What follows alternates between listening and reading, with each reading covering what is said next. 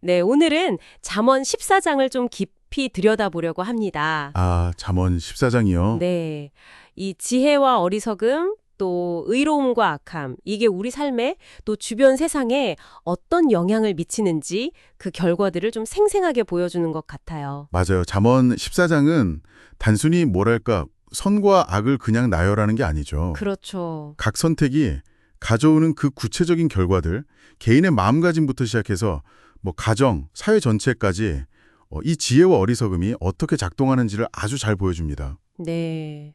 여기서 그 여호와를 경외한다는 말이 계속 나오는데 이게 단순히 무서워한다는 뜻은 아닌 거죠. 아, 그렇죠. 그게 중요해요. 단순한 공포가 아니라 그분의 어떤 원리, 지혜를 존중하고 내 삶의 기준으로 삼는 그런 깊은 태도를 말하는 거죠. 이게 사실 모든 지혜의 출발점이라고 할 수 있습니다. 첫 구절부터 확 와닿는데요. 지혜로운 여인은 자기 집을 세우되 미련한 여인은 자기 손으로 그것을 허느니라.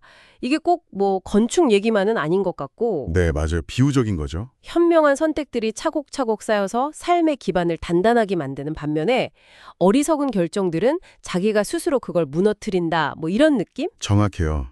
그 쌓아 올리는 힘하고 허무는 힘의 대비. 그리고 8절 말씀도 이어지잖아요. 슬기로운 자의 지혜는 자기의 길을 아는 것이라고. 네네. 근데 또 15절 보면 슬기로운 자는 자기의 행동을 삼간다고 하고요. 그러니까 자기 길을 안다는 게 막무가내로 가는 게 아니라 오히려 신중하게 분별력 있게 행동한다는 뜻 같아요. 아, 그렇군요. 분별력. 반면에 어리석음은 어떻습니까? 15절 보면 온갖 말을 믿고 또 3절에서는 교만해서 입으로 매를 자청하고 심지어 16절에서는 방자하여 스스로 믿는다고 하죠. 네. 결국 자기를 위험에 빠뜨리는 길로 가는 거죠. 이 삶의 방향성 자체도 정말 극명하게 갈리네요. 2절에 정직하게 행하는 자는 여호와를 경외하고 패역하게 행하는 자는 여호와를 경멸한다. 이 태도 차이가 결국엔 네, 그 결과로 이어지죠. 11절 악한 자의 집은 망하고 정직한 자의 장막은 흥한다. 와, 정말 명확한데요. 그렇죠. 근데 사실 현실을 보면 악한 사람이 오히려 더 잘 나가는 것처럼 보일 때도 있잖아요. 아, 그거 정말 좋은 질문이에요. 잠언이 단기적인 모습보다는 좀 더 궁극적인 결과를 강조하는 면이 분명히 있죠. 아하. 구절을 보면 미련한 자는 죄를 심상히 여긴다, 가볍게 여긴다는 거죠. 죄에 대한 태도부터가 달라요. 네. 그리고 32절은 더 깊은 차이를 보여줘요.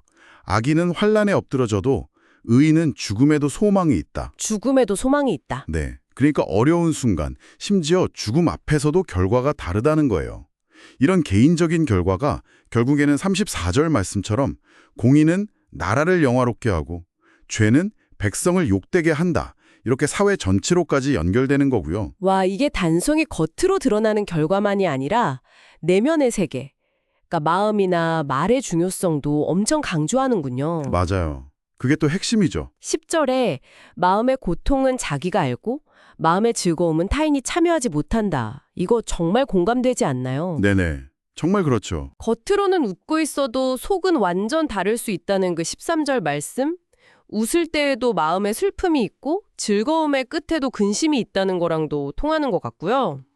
바로 그 점 때문에 내면 상태가 중요하다는 거예요. 30절 말씀 보면 정말 놀랍지 않나요? 평온한 마음은 육신의 생명인데 시기는 뼈를 썩게 한다. 뼈를 썩게요. 와. 네. 그러니까 마음의 평화나 질투 같은 감정이 그냥 기분 문제가 아니라 실제 우리 육체 건강, 뼈에까지 영향을 미친다는 거예요. 대단한 통찰이죠. 그러네요. 말의 힘도 마찬가지고요. 그럼요. 5절이랑 25절 보면 신실한 증인과 거짓 증인의 결과를 딱 비교하잖아요. 말이 생명을 살리기도 하고 또 속여서 해치기도 한다. 정말 강력하게 경고하는 거죠. 근데 20절은 읽으면서 좀 씁쓸했어요. 가난한 자는 이웃에게도 미움을 받는데 부유한 자는 친구가 많다. 이게 너무 현실적이라서요. 네, 그렇죠. 잠언이 현실을 그냥 외면하지는 않아요. 아주 냉철하게 보죠. 네. 그럼 이런 현실 앞에서 잠언은 뭘 얘기하나요? 하지만 거기에 머무르지 않죠. 바로 다음 21절에서 빈곤한 자를 불쌍히 여기는 자는 복이 있다고 딱 윤리적인 방향을 제시해요. 아, 더 나아가서 31절에서는 더 강력하게 말하죠. 가난한 사람을 학대하는 건 그를 지으신 창조주를 멸시하는 거고 궁핍한 사람을 불쌍히 여기는 건 주를 공경하는 거다. 와. 약자에 대한 태도가 곧 신에 대한 태도다. 네, 바로 그거예요. 현실이 아무리 씁쓸해도 우리가 뭘 추구해야 하는지 그 가치를 분명하게 딱 세워주는 거죠. 네. 오늘 잠언 14정을 쭉 보니까 결국 지혜와 의로움은 생명과 안정으로 이어지고 어리석음과 악함은 파멸과 후회로 가는구나. 이런 큰 흐름이 보이네요. 맞습니다. 이 말씀들이 그냥 옛날 교훈이 아니라 지금 당신의 매일의 선택, 그 말 한마디, 마음가짐 하나하나가 어떤 결과를 가져올지, 뭐랄까 실용적인 안내서 같은 거예요. 네. 특히 여호와를 경외하는 것이 26절에서 견고한 의뢰가 되고 또 27절에서는 생명의 샘이 되어서 사망의 함정에서 벗어나게 한다. 이렇게 계속 강조하는 걸 보면 아, 이 모든 지혜와 생명의 진짜 근원이 어디에 있는가 생각하게 되죠. 그렇군요.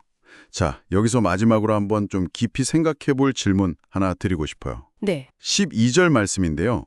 어떤 길은 사람이 보기에 바르나 필경은 사망의 길이니라. 이런 경고가 있거든요. 아, 지금 보기엔 좋아 보여도 끝은 다르다. 네, 지금 당장 합리적으로 보이거나 좋아 보이는 그 길이 사실은 전혀 다른 결과를 가져올 수도 있다는 거죠.